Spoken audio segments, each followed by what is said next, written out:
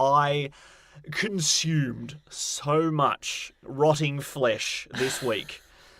Ew. The Gaming Lovers Podcast with Brendo and Jem. Wham bam, past the jam. We are 4 days into 4 in Feb as we record this podcast. There's lots of fours around. It's episode 42 or something like that. Fantastic. It's the answer to life, universe and everything, and also the number of this podcast. This is the Gaming Lovers Podcast. I am Brendo, your overly excited, double caffeinated host, alongside with my wife. G'day, I'm Jem. The more mellow of the two today. I'm 2 coffees deep, which is 200% caffeine of what I usually intake in a single day. So I'm excited. It's 4 in Feb, my favourite time of the year, except for Christmas and E3 and my birthday. And it's probably, okay, it's about the 18th favourite time of the year, but it is 4 in Feb. Backlogs are finally being busted, except I haven't beaten anything yet because we're a mere 4 days in. It's only just begun, but it's had a bit of momentum. Maybe not quite off to the start of 1 year where you finished a game in like the first day. But yes, Chronicles of Riddick, Escape from Butcher Bay. I had a day off to begin February and I played an 8-hour game in that day. I felt great for achieving it, felt physically terrible because my eyes were sore.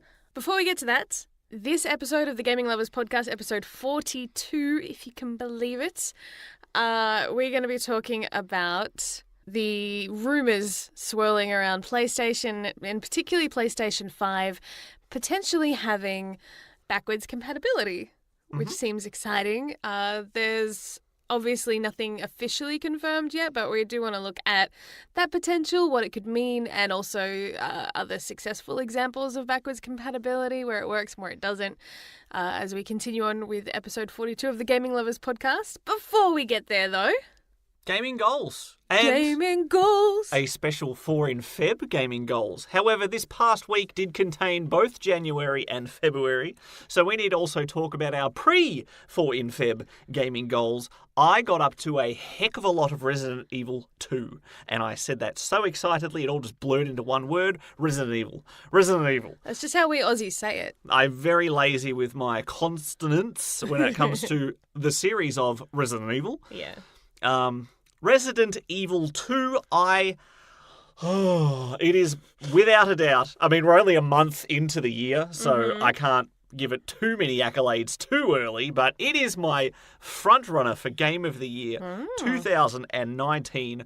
I consumed so much rotting flesh this week. Ew. Resident Evil 2 Remake, I started it last week. I enjoyed it. What I had dabbled in, I can clearly say now, without a shadow of a doubt, I have enjoyed it much more since then. I have beaten it, depending on how you look at it. I've done an entire run, which is an A and a B playthrough, a first run, second run, Leon-Claire combination for the true ending. Very satisfied with how that went. I have also done a subsequent run through of the first scenario with Leon, and even managed to pick up a couple of tricky trophies on that playthrough. On the easier difficulty, I will admit, and my goodness, auto-aim makes all the difference when you're trying to target a shuffling zombie head. These are the games. This is the perfect example of a game that I love to replay for trophies. The Resident Evil remake, the first remake, which was then redone on the PlayStation 4, which then gave it trophies. I played through that game like 8 times, different ways, different characters, different special modes, whether it be invisible enemies or real survival. So many different ways to replay that game, different tweaks, you get different unlockables, you get unlimited rocket launcher ammo, which is always a good time going through attacking zombies. And it's the same in this one. You've got different trophies and different ranks, time limits, difficulty levels, everything. And the 4th survivor minigame, which I unlocked, and I had a good time with that too. So it has been fantastic. This game has made me more apprehensive about leaving a safe area than probably any game I have ever played ever. It has made me feel helpless when it comes to a certain enemy in the area that you play in, and my goodness, I've felt powerless. Like, games like Outlast, you cannot fight back, so you feel powerless by default. But Resident Evil 2, I have weaponry, I have healing items, and I still feel powerless, and that is a mark of achievement by Capcom. And this, if I continue talking without you saying anything, I feel like I have taken over the entire podcast. Please say at least a few words so I can continue rambling about how much Brendo. I love Resident Evil 2. Please take the floor. I just want to ask, can a game be considered a Game of the Year contender if it is pretty much just a remastered relaunch?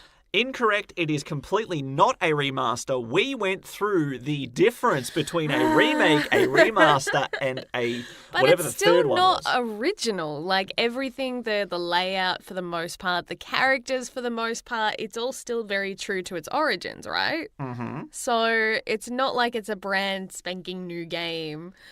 I don't know. It's one of those ones I'm like, yeah, it's great, but can it still be classified? I don't know.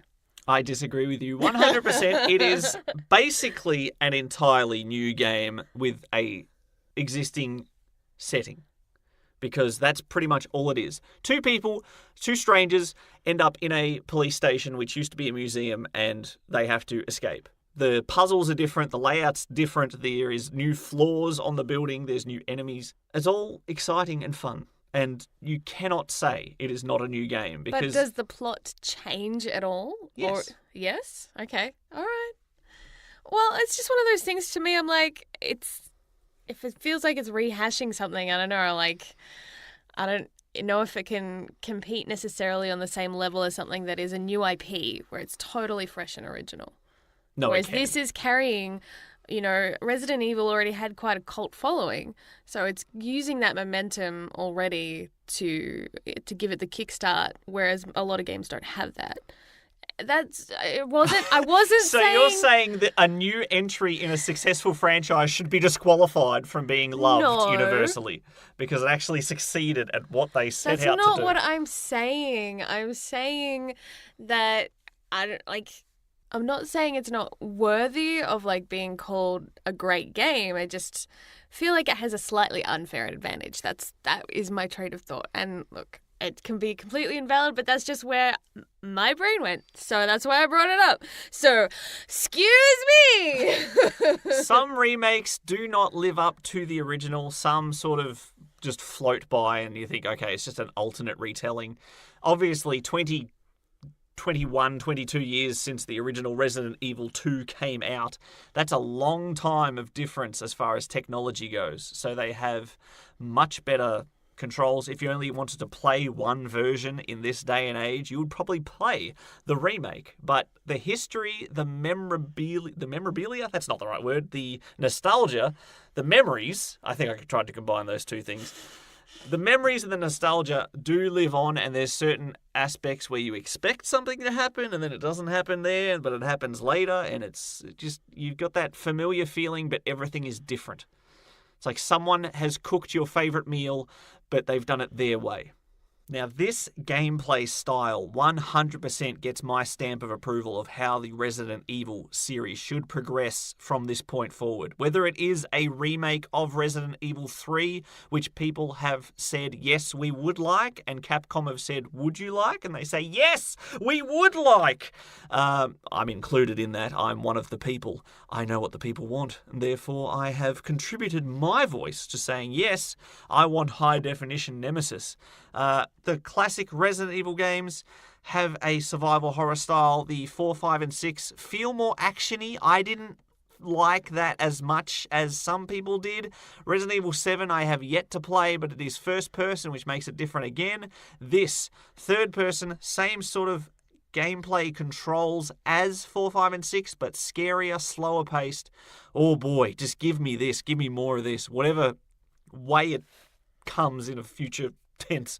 If it's remakes, if it's original titles, I don't care. Just give me more of this gameplay. I'm a happy boy. But that's enough of that. I've talked about Resident Evil 2 for far too long, but mind you, I could give you a play-by-play, scene-by-scene sure analysis if you so wish. It'd be a different podcast. It'd be about 8 hours. It'd The be the Resident same Evil length as a lover. playthrough. My dear, what did you play before our 4 and Feb began? I was playing Mass Effect 2 and close to finishing it. I haven't finished Which is it, a though. mighty effort. I still want to keep playing it, though. Why does that not surprise me? I think I'm like, a part of me is like, if I can finish my first game for 4 and Feb in time, maybe I can reward myself with like a little bit more of Mass Effect. But I still have to make sure I've left enough time to finish, the other games on my list.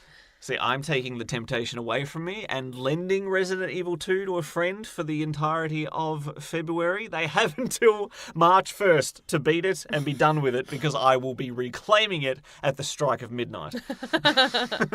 Give that back, Cinderella. No more zombies for you. So 4 and Feb, just to rehash, what were your 4 games? My 4 games, I intend on playing Legend of Zelda: A Link to the Past on the Super Nintendo. Yep. That's a lot to say. Kingdom Hearts: Birth by Sleep Final Mix Plus HD. Plus Ultra. Plus Ultra. That may be the actual title. On the PS3, I'm also playing Oxenfree, a game I started a few times, never got through. It's not even that long. That's why I don't understand how I never beat it.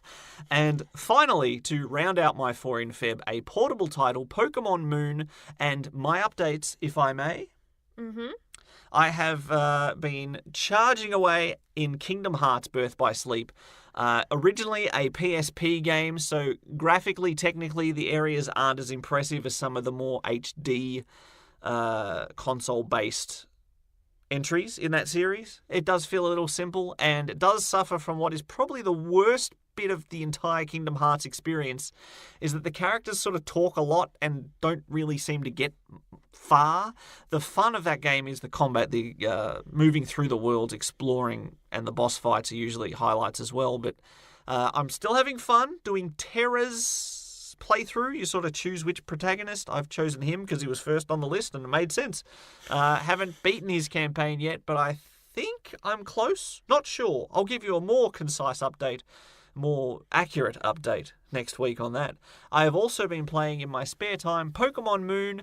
I'm up to the first island challenge, and previously I have started that game. I started it when we were in Hawaii for a holiday. I deliberately held off starting it until we were in the Aloha region to start my journey in the Alola region. In that playthrough, I got to the second island challenge, so I'm about halfway to reaching a point where I've never been before, so that's exciting. I'm having more fun with this playthrough of Pokemon Moon than I ever have, so surely I'm on the right track. And how have your 4 in Feb been going? What have you started with in 2019's 4 in Feb? All right, so just to remind you, I'm on my 4 in Feb, I have God of War, which is my beefy game. Then we've got Papers, Please for my PC game. I also have on the Vita the visual novel of Period Cube, which I've mentioned before on previous episodes that I was playing but never finished. So I'm going back to that. And then currently, the one that I've started my 4 in Feb challenge with is Kirby Star Allies on the Switch. And that has been super easy. The number one criticism that game gets is that it is, a little difficulty-wise, a little simple. It would have been perfect for me. Like, as a kid, I would have loved it because, I'm flying through this game, which I'm very grateful for, actually, when you've got time crunch. I'm like, cool, I can speedrun this almost. And I have so many lives, so if I do make a stupid mistake, which if I'm not paying attention properly, that's usually when I die. Is it that simple that you just zone out? I have been watching anime at the same time. Why does that not surprise me? I'm like, this is just a platform. There's no real mains. Like, there's occasionally story, but it's like not all that complicated. So I've been watching anime. So it helped also motivate me to go like finish a world while I've been binge watching my favorite anime show. So I don't have to watch the anime. I can listen to the dialogue and concentrate on the levels. Semi-concentrate, I guess. And it's really helped motivate me and keep me going through, because sometimes certain things can feel a little tedious, like especially if they're not challenging or if they're not necessarily gameplay that you enjoy as much as other styles. If I feel like any gameplay is grindy, I guess, then I like to have something else that keeps me stimulated at the same time, that helps me game for longer, I guess. So that's what I've been doing, and there's 4 worlds in Kirby Star Allies. There's the World of Peace, Dreamland, which is a very classic Kirby style. And then you've got World of Miracles, Planet Popstar. Yeah. World 3 is the Fortress of Shadows, Jam Bastion. And that one feels very, almost Bowser-ish, very dark. So I was kind of surprised to see that in a Kirby game. And then World 4, which is what I'm up to now, I'm about halfway through, Far-Flung Starlight Heroes. And this feels like the Super Mario, the one that's very set in space. Galaxy. Well, yeah, there you go. I couldn't remember its name, but I was just like, this looks a lot like that. And you fly around from world to world on a star. So it's very pretty. Everything's been very pretty and very cutesy. But yeah, it's super easy. This is the kind of game that I would recommend for any parents with young kids that are interested in gaming. This would be a great starter for them. They can either join in while you play as Kirby and they can be an ally and just run around like a crazy idiot. It doesn't matter. Or even if they're playing as Kirby and they recruit enough allies, the allies do pretty much all the work. You just have to run through the level. So it is crazy easy. Now, Kirby is quite an easy platformer for one key reason, is that you have mentioned to me in the past, and I think on the podcast, you don't particularly like platformers because you don't like to try to land accurate jumps. Very precise jumps, yeah. Yes. Kirby can float indefinitely. Yes. Because he's just a puffy airman. He's an alien marshmallow and he's awesome. And he has unlimited air jumps. Yes. So if you are worried about not landing a jump, you just keep floating until you hit it. Perfect. What has been your favourite Kirby power that he has inhaled? Well, he kind of technically steals powers from the allies, or I guess enemies that you can turn allies. My favourite one of the ones that made me chuckle the most was probably the stone power. So every time you use it, you turn into the various statue, much like you would in Smash Brothers. So because I love using that move in Smash Bros, it always makes me laugh when I use that one in the game. But it's kind of fun. They let you combine powers. So if you have a whip and you've got someone like an ally that has electricity, you can combine the two so that your whip becomes electric. And so all these different things, you can combine them in unique ways, and certain areas, in order to unlock doors or get past a certain boss fight, you have to be strategic and bring the right elemental powers and combinations along to get past a certain area. So that's the only time when you really have to think a little bit more about where you're going, but they make it pretty easy. They'll usually put those enemies right before that fight, so you have what you need to get past it. And if you're stupid enough to go past them and not grab them along the way, then that's your own fault. Well, it sounds like a lot of fun. That electric whip does sound pretty darn cool, just like the bad guy in Iron Man 2. Or a flaming sword, or a blizzard bomb. There's so many different combinations. It's really fun. I'm pretty sure I saw you become a curling stone at one point as well. That's very similar to the statues, but depends on which part of the platform track, I guess, you're in that triggers. So yeah, there's some interesting level up things that use all 4 of the players together to combine, to become a super rolling boulder or on a shooting star, all these interesting combos. So they use them well. It's fun, it's fluffy and cute. I'm quite happy for it to be super easy because it makes my foreign fab that much smoother. There's no shame in playing children's games. None at all. Well, that's our 4 in Feb update for now. We'll be talking at the end of the episode, as we always do, about what our future goals are for the coming week. No doubt there'll be for more 4 in Feb news. Absolutely, there will be. And before we get to our main topic of backwards compatibility, I have a little surprise for you, Brendo. Oh, really? After this. Share the love.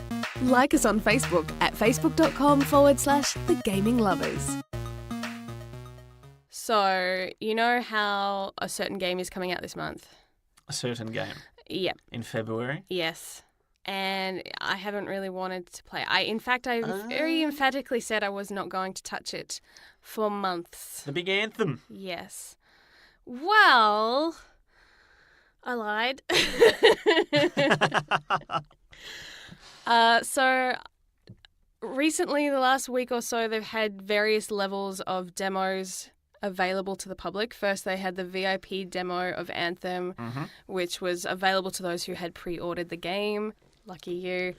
And then they had a more public demo kickoff this past weekend. So You gave it a spin. Did. Well, I played it. I don't know why you're so ashamed of this. Because I have been railing on this game since the start of this podcast, basically.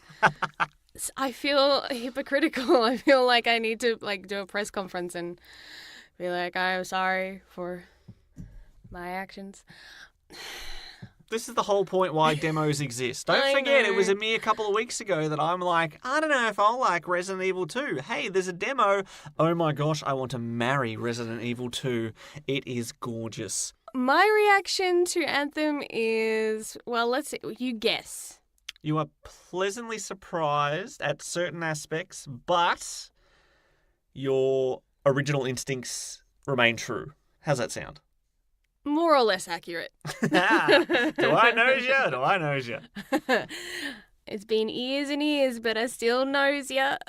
Sorry. Doesn't work as much on an audio basis. The demo gives you a snapshot into the game. I think you're around level 10, so you don't start at the beginning, unlike other demos in the past from BioWare. Like for Mass Effect 3, they let you start from the beginning of the game to give you context and explain, and it gives you the tutorial level before it jumps ahead in the story. This did not do that. You are thrown in. It kind of explains how to get around the home base area. Fort Tarsus? Yes, Fort Tarsus. And that part is semi-explained, and there's a lot of things as soon as you click on it, it says, this is not available in the demo, this is not available in the demo. You're like, okay, cool. And it looks very crisp and beautiful and very Moroccan meets Mass Effect, basically how it felt to me. And the graphics are very similar to Andromeda. A lot of the facial animation too is not in the sense of like Andromeda when it was broken, but because it's done on the same engine as like Frostbite, it's still the same, so it still looks the same, and their eyes still had that slightly, I don't know, hollow feeling to them. It's called the Uncanny Valley. That was harder for me to say than I expected. The Uncanny Valley just means the better the graphics get, the more fake they look in the faces. So. It's sad though. Like you compare it to a lot of other modern day great games, as far as that goes, like Horizon Zero Dawn, God of War, and the facial animation matches with what they're saying and the tone of their voice, because they do that all at the same time with doing the facial recognition as they do voice capture and face capture. And so when you see a developer not use that, it doesn't. I mean, to be fair, Naughty Dog didn't always use it, and they did great facial animation. But this one, like, there were certain conversations where their faces just did not match the energy in the voice, and I'm like, that really bugs me so much. I feel like they're so passionately, like, the person who's voice acting is doing such an animated job, and then the face looks dead. I'm like, this is creeping me out. It was the other thing that I knew was going to annoy me was walking around as first person and then going into combat in third. I'm like, why not reverse those? that seems to make more sense. Like, if you step into a suit like that and then, like, do combat in first person, to me that would make a little more sense than the other way around. I don't know. I'm not sure. That was just one of those things I'm like, It's a design choice. It is, and it's not one I like. The bartender, I find it funny at the beginning. It says, everyone's favorite bartender, go chat with them. And I found that character probably to be the most irritating in my very sparse time in this demo. His voice, he sounded like Fix-It Felix. That's literally, I'm not sure if that is the actor. I haven't looked it up. But that's the voice, but the face does not match. And I'm like, oh, okay. You might be a character that grows on me, but right now I can't stand you. I will say, though, because I have been very negative, I will give it a positive. Oh, look out. Make sure you hit record, everyone. This is going to be a rare occasion. The storyline as far as Matthias is concerned and the actor who plays him just was really fun. Laugh out loud moments, genuine, and I enjoyed that. I was intrigued, and I'm like, I've gone into this story without context. I don't know what the heck they're talking about, but I want to know more. So at least there are still remnants of that good storytelling hidden in there, but very little of it. And that's what's, I think, so heartbreaking for me, is that is why BioWare has been one of my favorite developers for years, is because they've always been kings in that field. And so I'm like, I don't know if there will be enough story to still make it feel like a BioWare game when it launches. Because, this game would be fun under any other banner. Like, if it had come out from any other developer, I don't think it would have the same bar, I think, set. Yeah, well, it's because the BioWare games are so beloved that that's what they want the developer to make, a game of that style. Exactly. Now, I'm curious, how did you find the actual combat gameplay out in the big, wide, jungly world? Oh my goodness. This is one of the first times in a long time that I've played online with strangers. And I got so nervous. And I didn't know how, like, normally when you do combat, right, you have a tutorial saying, do this, this will do this, this will do this. And they'll give you a moment to collect yourself. Not in this. And it might be different in the real game. Like, it might give you a tutorial level at the beginning of Anthem proper. But in the demo, it just throws you in, and you kind of have to fumble and press buttons and figure it out as you go. It took until the second mission for me to figure out how to fly the stupid javelin. And when I did press in the left, I think you've got to click in the left stick. And when I did it, I went straight into a wall in front of all the other players. I'm like, yeah, I look like such a noob right now. You were being judged harshly. Probably. I was thankful I couldn't hear anyone else talking. But yeah. I did have someone wave at me and I'm like, this is weird. I'm so not used to this, and maybe I do need to get used to that. I didn't hate the combat, though. It felt very much like Andromeda, the controls, so it was easy to get into it, and once I had figured it out, I had no problems. But I found it difficult to follow the story, especially when you're playing with 3 other people, and if someone else is more confident in getting the mission done, they can go ahead of you and trigger story points, and then everyone just gets pulled to where they are, regardless of where you are on the map. You don't get to explore it at your own pace. You keep getting pushed forward, and if you were playing with friends and you could talk over the thing and you could say, hey, slow down, wait for me, don't leave me behind, it would work well if you had enough friends to do that with, and it could be really fun. But if you're playing with strangers online, I think that kind of can ruin the immersion a little bit, because you can get dragged along like a little toddler that can't keep up with their parents, So that, for me, I found really frustrating, to the point I was like almost yelling at the TV going, what are you doing? I'm like, I haven't even done this and I can't do this. And so there was a lot of frustration in that element of it. And I think that's another reason why I have avoided this style of video games for so long. Yep. So I like to explore things at my own pace. I don't like being rushed through stuff, because I like to see, especially in worlds that brag about being so immersive. If I can't explore it in my own time, then I'm like, what's the point of putting in all those little hidden secrets if I can't go and find them? So, yeah. It is still beautiful, but that I don't know if that's enough in this day and age for a video game to have gorgeous graphics. It still needs to have soul and heart and meat to it. And that seems lacking. It does. It feels a little hollow. That said, like, it's still just the demo. There could be so much more to it. They might be using the feedback from this demo to, get ready some day one patches for when it launches later this month. I don't know.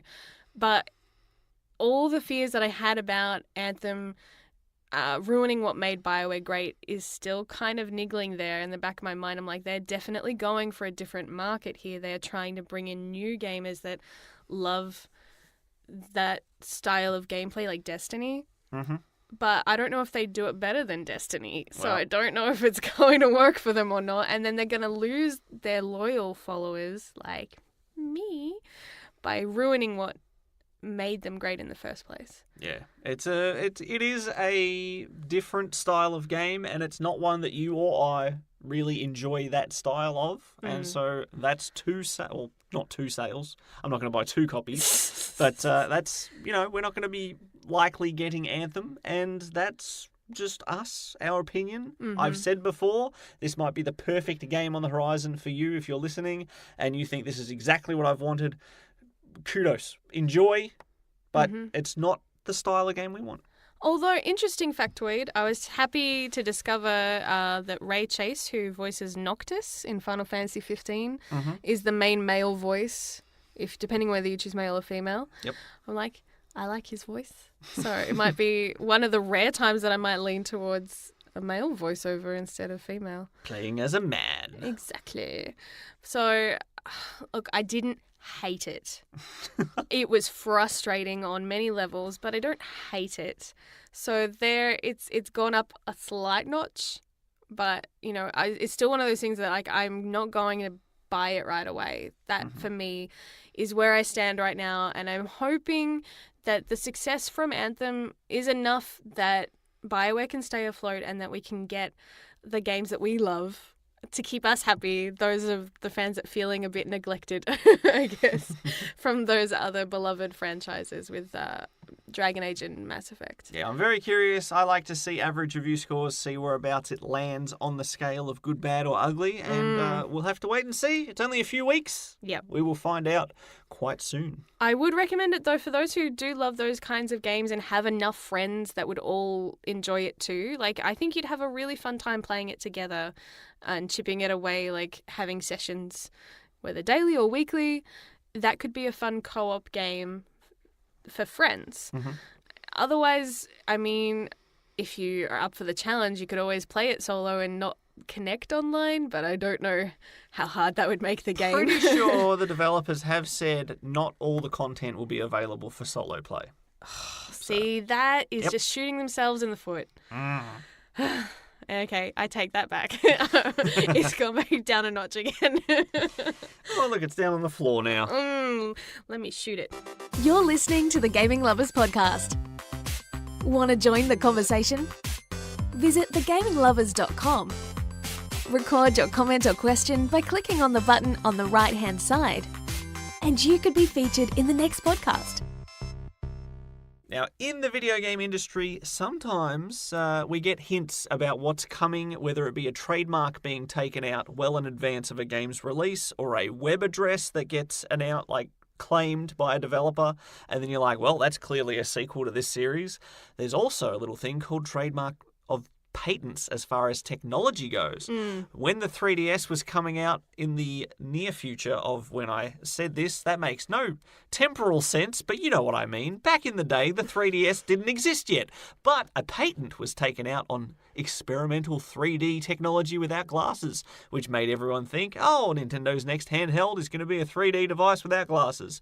The hints are there. And this week, certain patents were taken out on technology that would allow the PlayStation 5, name pending, we assume there's been a history of PlayStation numbers now, the PlayStation 5 may be able to do backwards compatibility with the entire PlayStation library. PS1, 2, 3, 4, potentially all playable on the PlayStation 5. That would be amazing. Now, PlayStation have had backwards compatibility in the past. Xbox has a bit of backwards compatibility in the present. Yes. Which is interesting because at the start of this generation, they said basically both sides said it can't happen at the moment. Technologically, it can't be done this generation. And it has existed on and off throughout basically the entirety of home video game console history. Mm-hmm. It's not the easiest of things, obviously, if the software changes too drastically. Nintendo almost does this deliberately, I feel like, so that they can't do that. I think the only time I can think of off the top of my head is with the Wii, then going into the Wii U. The Wii U could play anything on the Wii, but the Wii couldn't necessarily play anything from the Wii U generation. So those discs... Well, that would be forward compatibility. That's ridiculous. That's breaking the timeline here. But, that did cause some confusion amongst parents that don't get that. They just see Wii. They don't see the U. The Wii, topic aside, the Wii U was a terribly branded, terribly advertised console that it's no wonder that thing sank to the bottom of the ocean. Well, we had 3 generations, I guess, of Atari consoles early on. The 2600, the 5200, which is double 2600 for those math whizzes out there, and the 7800, which is the most future-tensed Atari console that I think we've had until the rumoured one recently. The 7800 could play the Atari 2600 cartridges, which is probably the first example of home console backwards compatibility. Mm-hmm. Now, growing up in my household, we had the Sega Master System for a long time before I got any other consoles as well. And when I finally got my Sega Mega Drive, which is also known as the Sega Genesis in other territories. I like to clarify that because people would be like, what the heck's a Sega Mega Drive? Just like I was like, what the heck's a Sega Genesis when I saw it advertised in magazines back in the 90s. I had a little adapter thingy that could plug in, an official Sega adapter, the Power Base Converter. Tell me that's not a cool name. Which allowed the Mega Drive to play Master System games. And the good thing of that was you bought an entire new console, but your old games could still play. Mm-hmm. You didn't need both consoles out and about to make the most of your library. Backwards compatibility, ever since then, I have adored it. I have loved the fact that you can get a new piece of hardware that can still play old games. The most memorable backwards compatibility thing for me has been with the Xbox. Mm-hmm. In particular, the Xbox 360's backwards compatibility. If it wasn't for that, I would never have played Knights of the Old Republic and the Sith Lords, and boy, there was some glitchy moments because of that. Like, there wasn't always a perfect compatibility, I guess, between systems. And that is the problem, is that it doesn't seem like it should be that difficult for a newer piece of technology to be able to run an older piece of software. Yeah. But as the 360 illustrated, if you look up on Wikipedia, original Xbox games compatible with the Xbox 360. Or, yeah, I think I got that right. There's an entire giant table of game title, does it run, sound issues, video issues, frame rate issues, this, that, the other. And it's a mess of things that are like, yes, it works, but it doesn't work well. Oh, this game works very well. This game doesn't play at all. And it is just a mess. An absolute mess. The PlayStation side of things was much better in the early days because as soon as the PS2 came out, every PS1 game, you put it in, you put your memory card in the same slot, perfect. Everything ran perfectly. Yeah. Without a problem. The PlayStation 3, when it launched, could play PlayStation 2 games and PlayStation 1 games without a problem. And then they got rid of it. And I don't know why. I understand why, because it cost more to have the compatible technology and they wanted to cut costs and cut the size and the weight of the console. I'm pretty sure Europe never even got the first wave of consoles that were even backwards compatible. Wouldn't surprise me. And that is just strange that they would remove a feature like that that was so welcomed. But well, they make more money without it, not just in the sense of saving on the hardware side of things, but if a game is remade and had to be bought again, but digitally, for example, to play on a newer console, they make more money off it. And they have from us many times. Our PS3 can play PS2 games if we buy them from the PlayStation Network, like Persona 3 Fez. So why can we not just put a disc in and run a game? Because it has to be emulated on a console, specifically emulated to make sure it works without errors. I miss the days where backwards compatibility was simple, where it was all so easy. And you mentioned the Nintendo brand. They have actually done quite well in the past few generations as far as keeping their consoles backwards compatible. The original Wii could play GameCube games. It had slots for memory cards, it had slots for the controllers, and it could play them. And the Wii U could play Wii games. And it's funny because if I go to play a Wii game now, I will play it on the Wii U because it has a HDMI port. If I'm going to play a GameCube game, I'll play it on the original Wii because I don't have a GameCube with me. It's kind of funny that I use these consoles for the express purpose sometimes of backwards compatibility. There are certain consoles now that we'll pull out occasionally for maybe retro gaming, but more often than not we'll use the more modern consoles if they've got the backwards compatibility to play the older games, because they're the ones that are plugged in, and it's sometimes more about laziness than anything else of this is what's here, this is what's set up, and I can play it, so done. And that's where digital gets you to. I don't have to get up and change discs. I'll play this. And that is where things have gotten very interesting in this current generation because, as we said, prior to 2015, this generation had no backwards compatibility at all. And then at E3, I believe, 2015, Microsoft said, by the way, we're working on a little thing called backwards compatibility, which everyone's like, but you said it couldn't happen. And they're like, we lied. We didn't want to do it. Now, I think after the disastrous reveal of the Xbox One in its first iteration at E3, they were on the back foot from the get-go of this generation. Yeah. Microsoft fell off a cliff early and had to scratch and claw their way back to just simply competing with the excelling PlayStation 4. Yeah. But since backwards compatibility has crept in, it has been one of the key factors in which Microsoft and the Xbox One have been swinging home run after home run at this point in the console war. At least in the West. Maybe not as much in Let's not bring Japan into this. Well, to be fair, over in Asia, Sony definitely does a lot better. But they've also got a lot more life with the Vita and stuff as well. And Nintendo naturally does better in Japan than anywhere else in the world. Yeah. No surprise there.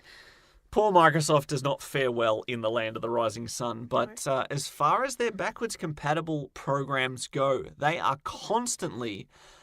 Like we said, these days you have to specifically make sure a game is emulated correctly to actually run on the equivalent console. I read an article, I looked into the technical side of things, and I didn't want this to be a completely technical episode as far as the specs and the CPU speeds and the GPUs and the video cards that are required to get all this stuff.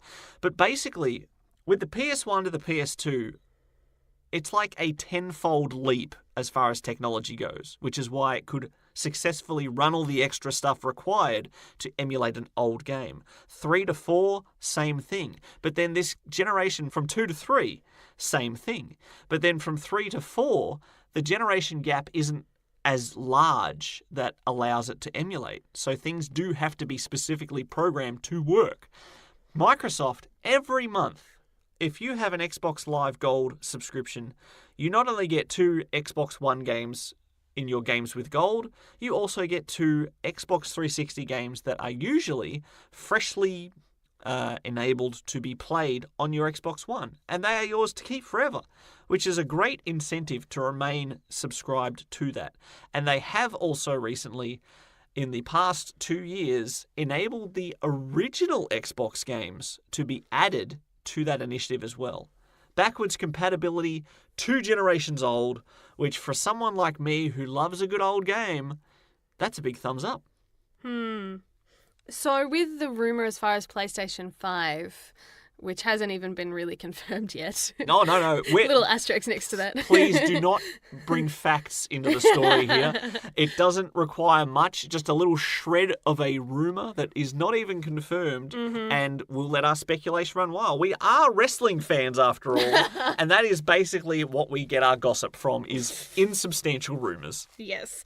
So rumours have been swirling that there's a patent that all PlayStation games, which is pretty big news. That is massive. Could you imagine fans that have played a PlayStation 1 or a PlayStation 2 or a PlayStation 3, which at this point is almost veering into the retro era itself, all those fans who may have lapsed but still have all of their games physically, they might say, well, I can play all these again if I just buy one console.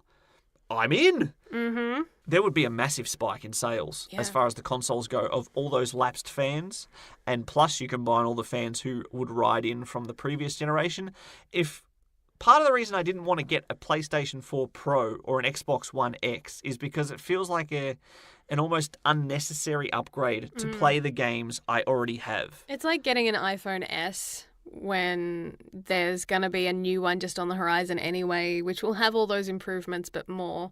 Yes. Like, it's like a midway point, and I know some people love to collect everything, and that's their prerogative, but at the same time, like, if you've only got so much money to spend on this technology, it's like, wait until the next wave. Yeah, if you already have a current iPhone, you're most likely not going to get the next incremental upgrade. Yeah. But if you're, for example, using the PlayStation analogy again because it's easier and the numbers are in order, unlike the Xbox original to 360 to 1 to who knows what's next, if you're a PlayStation 3 fan who has not bought a PS4 yet, you might be tempted to get the incremental upgrade of the PS4. Yeah. But if you're like us and already have the console, we're not exactly salivating to buy that.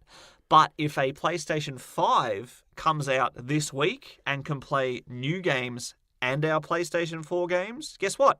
That's a day one buy because I'm all about that. Reminds me of Leonard from Community. That's a buy. And what is interesting about the Xbox One's backwards compatibility that hopefully will ride on to whatever PlayStation is cooking up in their little labs is that certain Xbox 360 games run better and look better on the newer hardware, which is very interesting because you would expect it to be capped at what the Xbox 360 could output. But a few of those games, like Final Fantasy XIII, actually run at a higher resolution, apparently, or there's some trickery in the processing that makes it look like a higher resolution. I don't know. I'm not a scientist. I don't do ocular sciences and think of how eyes work and what they can see. Is there a limit to how many frames a second our eyes can see? I'm not sure, but it's fascinating to think about. You think of when certain movies came out at the cinemas, the really high resolution ones, and the frame rate was so high, certain people were coming out sick because their eyes couldn't follow it. They couldn't keep up with the amount of information they were being given. It was like a sensory overload. So I think we might be getting close to a point where we might be going too high def. I don't know. Well, I don't know. Maybe it's a case-by-case thing. Possibly. It's sort of like colourblindness. Some people are just weird. There are still some people who refuse that there's a difference between 30 frames per second and 60, and I can guarantee there is. Yes. So what's on your wish list? Is it essential that the next generation has backwards compatibility, or is it just a cherry on top?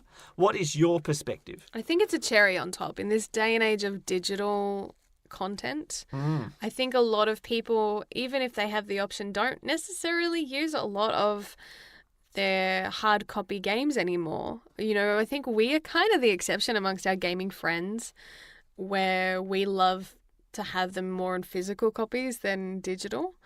But the more gamers I know, they're actually the opposite to us. Like, they prefer to have them digitally, and that the ease of I guess the laziness really is what it boils down to, of just having everything there on a digital library. Well, it is definitely a related topic because personally I like physical copies because A, they look nicer on the shelf, and no, whatever that Netflix cleaning up woman's name is, Mary whatever. Marie Kondo. I have no interest in getting rid of my games because they all give me joy, so suck it. Secondly, I have had consoles fail in the past and I've had to transfer data across, and then renewing licenses can be an issue, and some games refuse to run because it's like, you didn't buy it on this console, this isn't yours. And I'm like, yes it is. I want to play Sonic 2 on my Xbox 360, let me do it. There's been issues in the past. Plus games get delisted, and then if you've deleted it, well, goodbye PT, you're never touching that again. There are little issues I don't particularly like with digital-only things, but there has been some rumours that the next sort of wave of backwards compatibility will come purely from streaming. PlayStation have done that this generation, not that Australia would know because we don't even have the bloody service. PS Now allows you to play old games on other consoles on your PS4 because it's all running elsewhere on a server somewhere, internationally probably, and being beamed by the wonder of the internet to your console. So you can play old games, theoretically, like a remote play from someone else's PlayStation. Now that's cool, but internet is required for that. So again, online has its issues. What if your internet is down for the evening? You can't play your games. That's not fun. Nobody wants that. That's when you play games, is when you can't go on the internet and watch YouTube and stuff. You might have to read books. How boring. Not true. I love reading, so please, don't be offended by that. I was being silly. Gee, I couldn't tell. But there's also thoughts that maybe the next generation of Xbox, there's been whispers in the wild that they will release a version, if not the only version of their next console, with no disc tray. No lasers, no reading of discs, because it's all going to be digital only. Do you think that would work? A lot of computers have been doing that, and I'm probably more with Macs than PCs. But my desktop Mac doesn't have a disk drive anymore, which really irritates me because I like to make playlists of songs and stuff that I have on my digital library. And I know that I can listen to things off my phone, but I don't always have the right cables or things with me. I usually forget. And there you see, exact but reason. I'm in that old mindset. If you went to a music shop and bought a CD, you wouldn't have those issues because you'd already have it on a physical media, which is why I like physical media. No, but if I wanted to make copies of that, then I would need the disk drive and the programs that used to be in a lot of old computers that they've slowly been phasing out. Yeah. You know, and I get that they're trying to stop piracy, but like, I don't think it's that. Work. I think it's just laziness. There's that and cheapness. Yes, it's definitely a cost-saving thing. They've been getting rid of a lot of things that were considered, you know, a fundamental part of these machines, basically. So, I have to plug it in via USB. It's like a separate thing now, the CD drive. So I have to remember to grab that when I want to use it. And not lose it. That too. In our cluttered house because we don't throw anything else. Thanks, Mari. She'd be mortified if she saw our gaming room. Leave my plushies alone. It's not just that, there's a mountain of video games. Anyway, it's one of those things that I think it's kind of a courtesy. I don't think it's going to be an essential selling point about consoles. With the way that the future of gaming is going, it's more digital. The younger generation, I don't think, will care about that as much. But I was thinking about that today because I'm enjoying Resident Evil 2, like I said, and there may be people who have never, like the young kids who have never played the history of Resident Evil because those games are now 20 years old, and I refuse to acknowledge that fact because I'm old. Can they get them digitally? You can. There you go. And you can play them on things like the PS Vita. But again, you have to buy them off the PlayStation Store. You can't stick a PlayStation 1 disc into the Vita. There's nowhere to put it. But if you have an account, can you re-download the game that you've bought?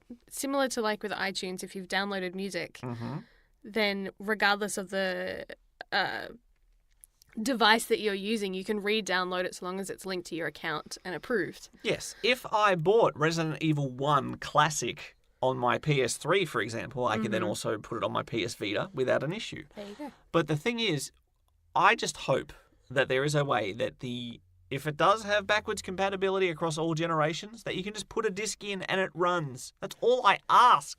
Put a disc in and have the game run. It would be fantastic and everyone would be happy and there'd be joy. Well, I would love that for that to be the case, but as we've seen, even with other things that have backwards compatibility, it doesn't always work. Sometimes it's not a smooth process, and it can be quite glitchy and frustrating and game-breaking glitchy too. Yes. So I'm happy to hear the news, but I'm not, it's not for me a make or break kind of factor as far as looking at consoles. I think you care about it as a feature more than I do. I'm a curator of a gaming museum in my own house.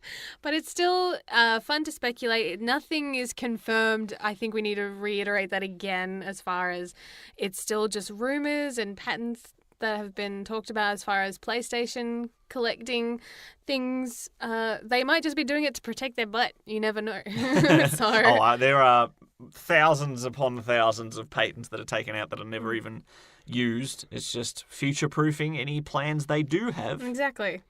I mean, people buy the rights to movies all the times and they never follow through with it. So it's not a guarantee. It's just a rumor, but still fun to speculate. That it is.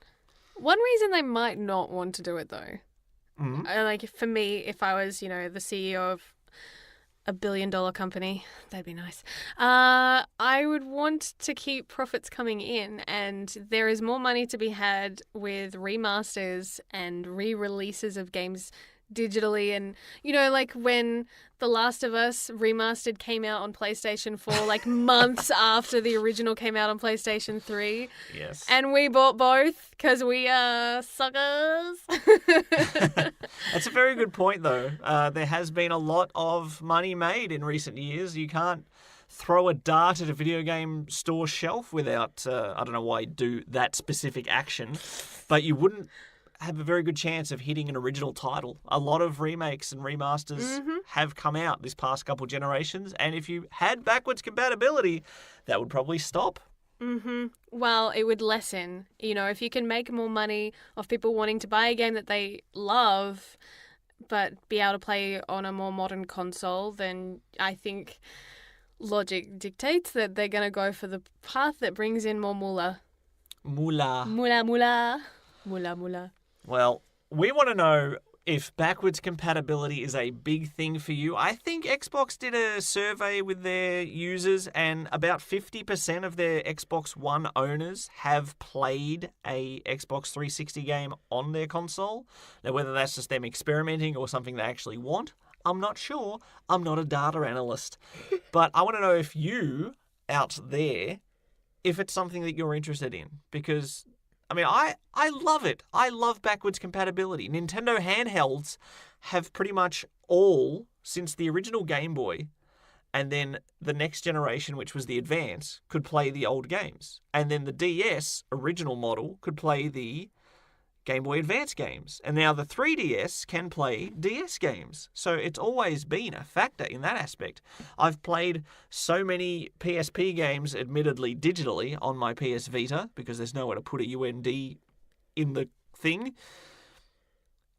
It's part of my experience. I love to play old games that I missed in previous generations. And without backwards compatibility, I'd need to have one of every console in my house ready to go at any given time.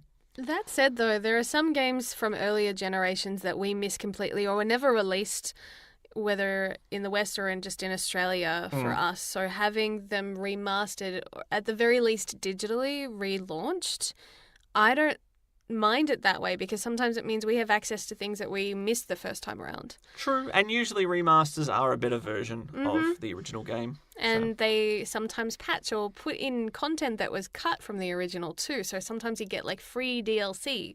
So there are pluses to that side. It's not all bad. It's not all money grubbing. So I think there's something to be said for both sides.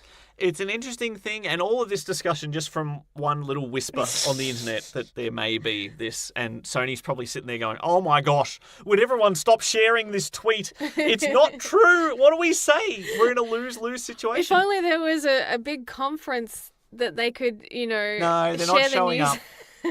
Maybe that's why they're not showing up. Maybe. They predicted this would happen. They're like, we've got nothing good to tell them. Let's just lay low. Share the love. Follow us on Twitter at Brendo Jem. That's BRENDOJEM. I think it's time to get into our gaming goals, our future gaming goals as we continue with our 4 in Feb and see what's next on the agenda. My agenda is going to be filled with Kingdom Hearts because I am trying my darndest to not do what I'm always so guilty of and play 4 games at once. I could do a 4 at the time in Feb if I chose to, but I do not choose to because I want to stay focused. Kingdom Hearts Birth by Sleep, hopefully by the next time we talk. It's the biggest game of my 4 in Feb, so I'm not going to say I'm going to finish it, but I hope to at least be halfway. 2 characters done, I will say. Okay. Look at me setting Are you going to lofty juggle goals. more than like one game, or are you just focusing solely on that? Kingdom Hearts and Pokemon, because I can play them at different times of my day, different scenarios. Maybe I want to sit next to you while you're playing something. Maybe if you're going to start a masterpiece, I want to be next to you. So my idea, what I'm trying to get at is, what are you playing and what's next after Kirby? I think you're hinting at me playing Papers, Please. It's a masterpiece. Not what I was going for, though. Oh, you want to see me play Period Cube. I Oh. know it. I am definitely going to finish Kirby. I'm so close. Without a doubt. I probably, if I not had so much work today, could have finished it today. But life got in the way. That's all right.